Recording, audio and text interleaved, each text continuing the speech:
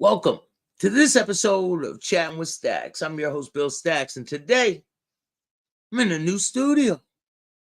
What do you know? So we got some big things coming.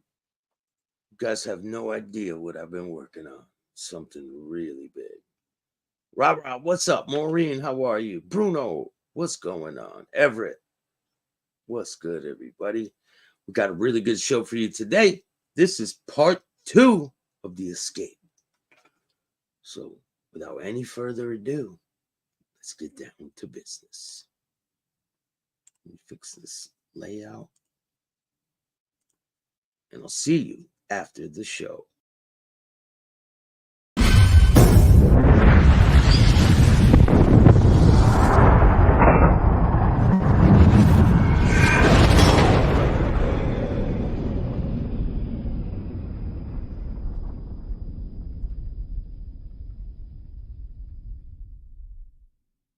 Welcome to this episode of Chatting with Staxx. I'm your host, Bill Staxx, and today I got Mike Marino. Where you put the fluid in there, Yeah, the radiator. fucked it up, right? So they ended up breaking down at about 40 miles, and that's how they got captured.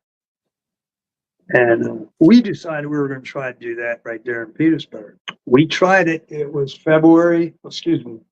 December the 29th of 1976.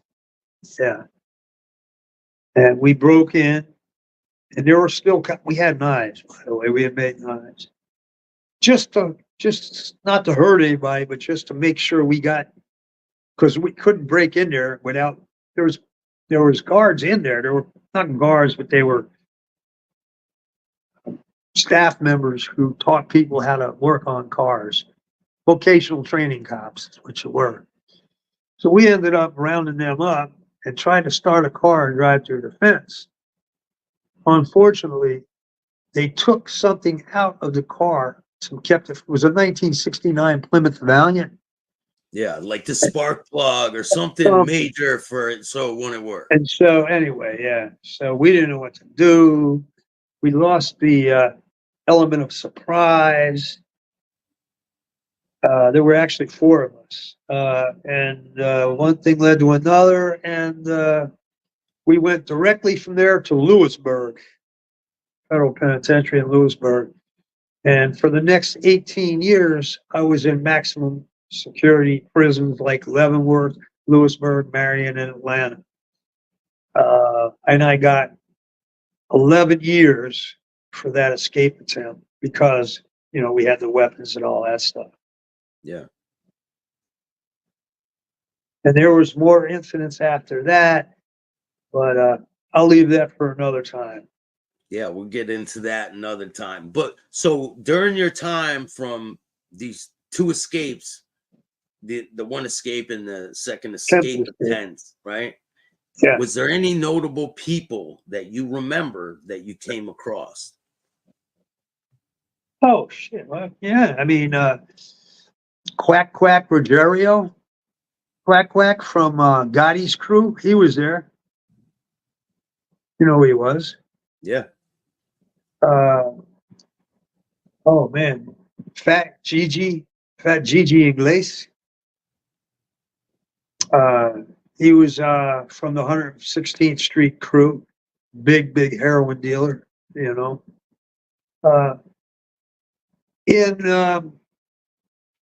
In Lewisburg, there was a block. It was actually the honor block. It was called J Block.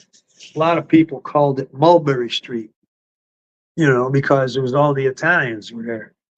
So yeah, there were all kind of Italians. Richie Portella,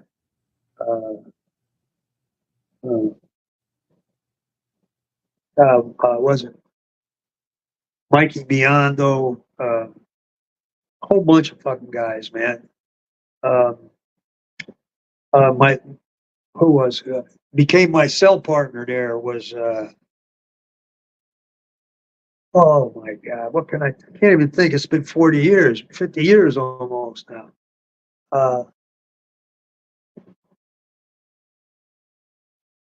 God. Anyway, I'll The think of it. Colombo family, Carmine Persico.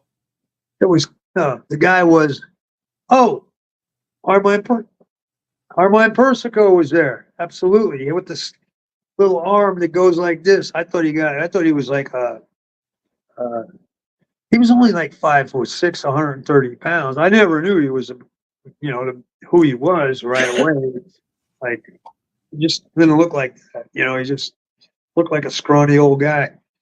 And no, but he was funny. He was always cracking jokes and stuff. You said his arm was messed up. Do you remember what he told you happened to his arm?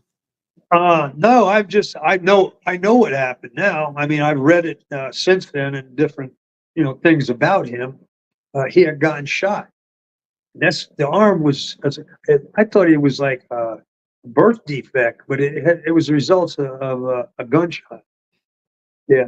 No, the guy I'm thinking of was Carmen Trattora. Carmen Trattora from Boston. He was a wise guy. He may be dead by now. Um, Actually, he wasn't made yet. He got made after he got off of that sentence. He was doing 10 years for bank robbery. And while he was in the halfway house in Boston, right, on that case, when he got out, I think he did like 7 years, 6, 7 years. He got a call. Wear your best suit, blah, blah, blah. You know how you do it. He got a call to go to a making ceremony. He was him and 3 other guys, 4 other guys, forget which. And there's a book about it. It's called The Ceremony. They got called to a making ceremony, and it was in somebody's house. Well, the guy became a rat, and they didn't know it. They didn't know the guy was a rat. It was at his sister's house, right? Yeah. It was Jerry Angiulo. You know Jerry Angiulo, right? Yeah, I've been to the doghouse in Boston. I was in his clubhouse. So the FBI was in the next room filming the whole making ceremony, filming it. So It was outside of Boston. That was it was Raymond in Patriarch. Revere or something. I think it was in Revere or Raymond Patriarcha's son was the overseer of that. Patriarcha Senior was in prison at the time. Junior is the one responsible for that making ceremony. probably, yeah. Anyway, man, there's a lot of fucking history and drama from New England, man. A lot of rats that were like, see, a lot of them rats, man, did a lot of dirt while they were ratting motherfuckers out, Yeah, they were trying to save their own self. But they were doing dirt. They were robbing and stealing and killing while they were working for the FBI. I'm not just talking about Whitey Bulger. I'm talking about there were others that were doing that. Yeah. But anyway, those are some of the guys that I was in prison with in Lewisburg. Were you ever around Frank Salemi? That's one of the guys I was just thinking about. He did a lot of dirt while he was a rat. No, I never been around Salemi. I was with Carmine. What the fuck was his name? He died like about a year after I met him. Older guy from East Harlem. Tremonti. He was a boss. What? Ernie Boy Abamonte. Herbie Sperling. These were all guys that were there, That's where Were they you go. ever Man. around the other Mike Marino? They call him Gigi. No, I don't know. He's from Boston. He's getting out next year. He did 30-something year, 34 years, I believe. No, don't really know. He's the one that shot Frank Salemi. Yeah. Well, see, I got out in 03, man. Allegedly. I got out in 03. Yeah. Yeah, the whole Salemi story is pretty interesting, but I never met any of those guys. Well, I mean, Tell you who I met. What's his name? He's dead now. Good guy. Jeez Christ, what's his name? Novio Turquette. Novio Turquette. Whole family was involved, man. His father sold an eighth of a Kia Coke to a DEA agent at the tender age of 74. His father, yeah. His whole family was hooked up, man. It's pretty funny. I was Quack Quack when you were around him. I mean, you got to remember, when I was there, I was only like 22, 23 years old. These guys were in their 40s, man. You know what I'm saying? Yeah. I didn't actually interact with them guys too much yet. You know what I mean? Yeah. I wasn't in their league. Real. Yeah, I was chasing weed and making hooch and shit like that, you know.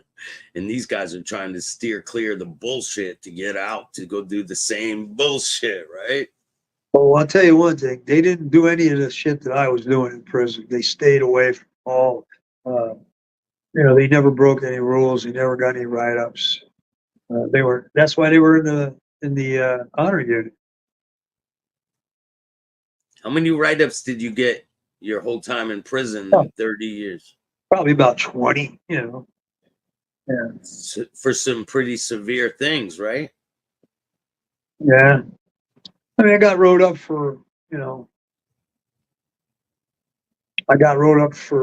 possession of marijuana, got dirty urines. I got wrote up for a murder that happened, but I pled guilty to accessory, and I got 10 years for that. On top of your Oh yeah, sentence? They wasn't gonna let that. They wasn't gonna run that concurrent, you know. No way. And we'll get to that one on the Yeah. next one. On the next one. Wouldn't And I mind. appreciate you, man. I really appreciate you taking the time today. All right, brother. I like being here. Appreciate you. Definitely, man. It was a great talk, and we'll be back with more of this story if you guys like this.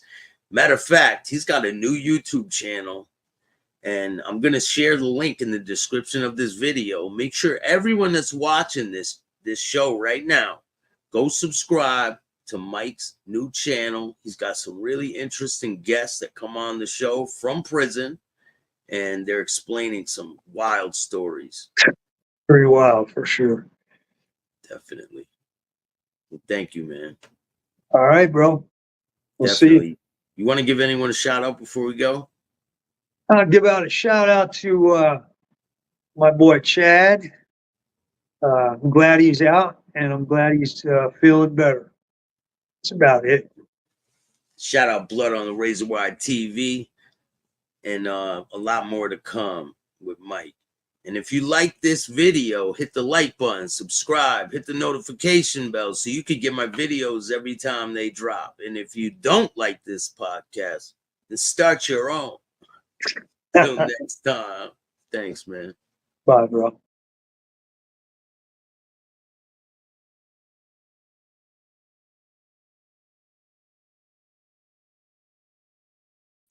Hope you guys like that interview. There's a lot more to come. And I got a really good interview that I did yesterday.